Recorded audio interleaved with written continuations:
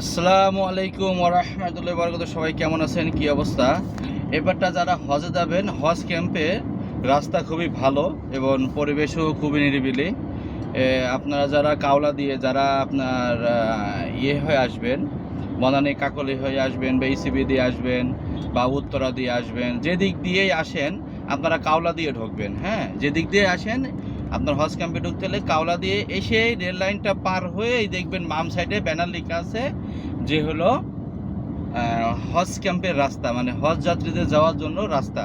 এটা নতুন হয়েছে, এর আগে এটা ছিল না, এর আগে আরও সামনে দিয়ে যাইতে হতো।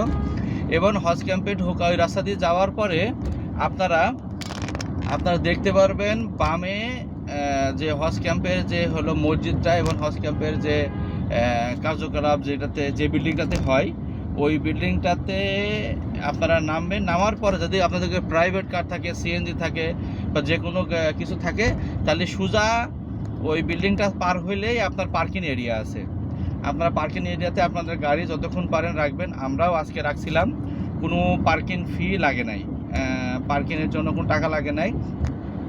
আপনি চাইলে এদিক দিয়ে, যেদিক দিয়ে আবার কাওলা হয়ে আসছেন এদিক দিয়েও আবার ওই সামনেতে ইউটার্ন নিয়ে আসতে পারবেন।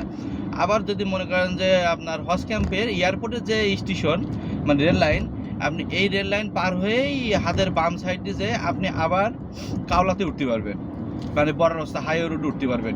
যদি আপনি উত্তরার দিকে যান তাহলে সামনে খিলক্ষেতের আগে থেকেই ইউটার্ন নিয়ে আসবেন। আর যদি মনে করেন যে আপনি বনানী কাকলের দিকে আসেন, তাহলে ওখান থেকে আপনি এলিফ্যান্ট এক্সপ্রেসে উঠতে পারবেন এবং আবার মনে করেন নিচ দিয়েও যেতে পারবেন, আপনি দুইটাই করতে পারবেন।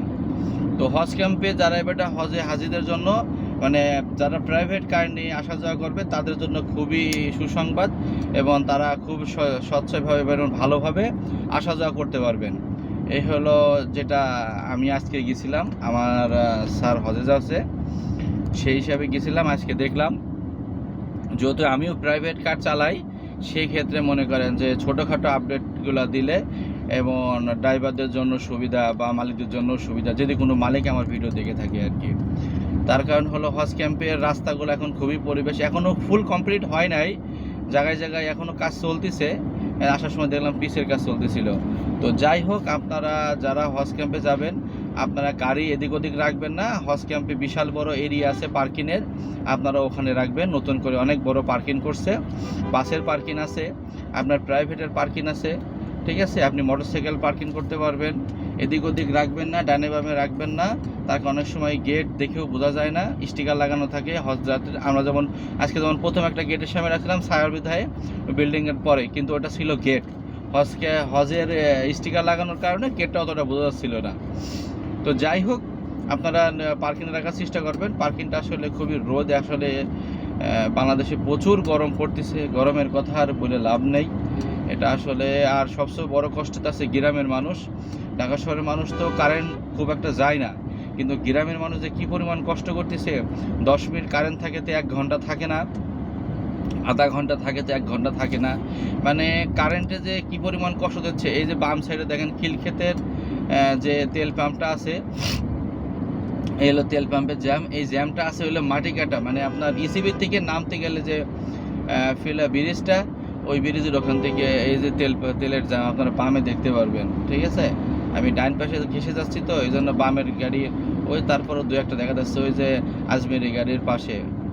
তো এখন মনে করেন যে বাংলাদেশের তেল নেওয়ার তো যে একটা পরিমাণ কষ্ট, আর কি বলবো। এলপিজির দাম ছিল 60 টাকা, 59 টাকা, সেটার করলো 79, এখন আবার করছে হলো 89। এই যে দেখেন কি পরিমাণ জ্যাম, এই যে দেখেন। আমি একবার এইখান থেকে জ্যামে পড়ছিলাম, এই যে গাড়িটা আছে না, এই গাড়িটা এখান থেকে আমি একবার সিরিয়ালে পড়ছিলাম। আমার আসরের পরে আমি তেল নিতে পারছি, তাও আর ওপর আল্লাহর অশেষ দয়াময়ের কারণে আমি নিতে পারছিলাম। তার কারণ হলো এই তেলের যে সিরিয়াল, আমি ওই যে কুড়িল থেকে যে নামলে যে ফ্লাইওভারের যে মুখটা, আমি এই যে ব্রিজের মুখটা, আমি মুখে আসার পরে পুলিশ আমার গাড়ি সরাই দিছিল। তো পরে আরেকটা গাড়ির ব্যাটারির সমস্যা ছিল, ওই গাড়িতে হেল্প দিছিলাম, দিয়ে আমি ওই গাড়ির পেছনে ঢুকে গেছিলাম। দেখ, সব কিছু উপর আল্লাহর ইচ্ছা। উপর আল্লাহ আমার মানে আরও কিছুক্ষণ আগে দিতে, মানে আমি এখান থেকে যে এই যে গাড়ি এখানে দাঁড়িয়ে আছেন, আমি তো বামে ঢুকবো, আমাকে আর পুলিশে বামে ঢুকতে দেয় নাই, আমাকে ডাইরেক্ট গাড়ি টান দিয়ে চলে যেতে। যাই হোক, সবাই ভালো থাকবেন, আল্লাহ হাফিজ।